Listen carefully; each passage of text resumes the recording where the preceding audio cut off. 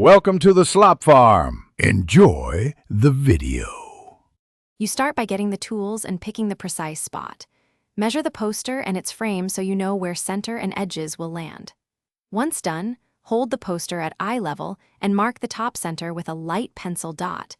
Make sure the mark lines up with furniture or windows. Use masking tape to temporarily hold the poster and confirm the position. This step prevents redoing holes and ensures symmetry, so take a moment to verify measurements before you fix anything. Next, prepare the wall and pick the right fastener for weight and wall type. For heavy frames, find a stud and mark its center. For drywall without studs, use a rated drywall anchor. Once chosen, pre-drill a pilot hole to the anchor depth so the screw seats flush. This prevents wall damage. When using adhesive hooks, clean the surface with alcohol and press firmly for the recommended time. Make sure to test with a light pull. This confirms the fastener will hold before you hang the poster. Finally, mount the poster and confirm alignment. Attach any hangers to the frame, then lift and seat the hardware onto the fastener so the top center meets your pencil mark.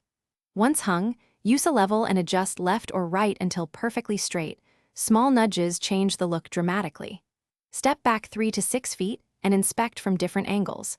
Secure corners with small removable adhesive tabs if the poster bows. If it tilts after a day, loosen and rebalance.